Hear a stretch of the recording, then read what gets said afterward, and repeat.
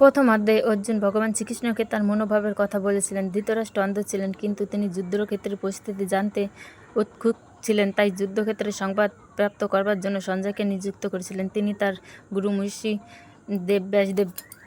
ভগবান শ্রীকৃষ্ণ অর্জুনকে নির্দেশে রথটি দুই সৈন্যবাহিনীর মাঝখানে নিয়ে দাঁড় করিয়ে দেন। ভগবান শ্রীকৃষ্ণ তার নিজের 5 জন শঙ্খ বাজালেন এবং অর্জুনও দেবদত্ত নামক শঙ্খ বাজালেন। ধর্মক্ষেত্রে নিয়মানুসারে যুদ্ধ শুধুমাত্র সমবেক্ষণ। অর্জুন তার পিতামহ, আত্মীয়, জ্ঞাতি অর্থাৎ পিতৃব্য, মাতুল, ভ্রাতা, সেই সমস্ত আচার্য তারা তাকে জ্ঞান প্রদান করেছেন, যাদের নিয়ে সমানে দাঁড়িয়ে থাকতে দেখিলেন।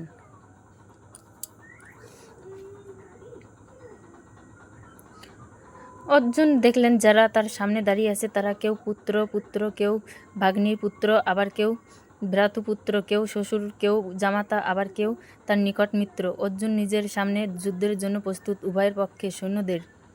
অর্জুন খুব ভালো করে জানতেন যে কোনো যুদ্ধ দুর্যোধনের পক্ষে থাকবেন, কিন্তু কোনো জিনিস জানা আর সরাসরি দেখার মধ্যে অনেক পার্থক্য থাকে। অর্জুন সবাইকে চাক্ষুষ দেখতে চেয়েছিলেন, তাই তিনি ভগবান শ্রীকৃষ্ণকে দুই সৈন্যবাহিনীর মাঝখানে রাখলেন। অর্জুন যখন সকলকে প্রত্যক্ষ করলেন, তখন তিনি দেখলেন যে সেখানে সবাই একে অপরের আত্মীয়, পরিজন, বন্ধু বান্ধব, গুরু শিষ্য, সখা মিত্র, জামাই শ্বশুর, সমস্ত আত্মীয় পরিজনদের একে অপরের বিরুদ্ধে যুদ্ধের প্রস্তুত দেখে অর্জুন অত্যন্ত বিষণ্ণ হয়ে পড়লেন। তার মনে গভীর দুঃখ ভরে গেল। বিষণ্ণ হওয়ার অর্থাৎ এমন গভীর দুঃখ যেন মানুষের কিছু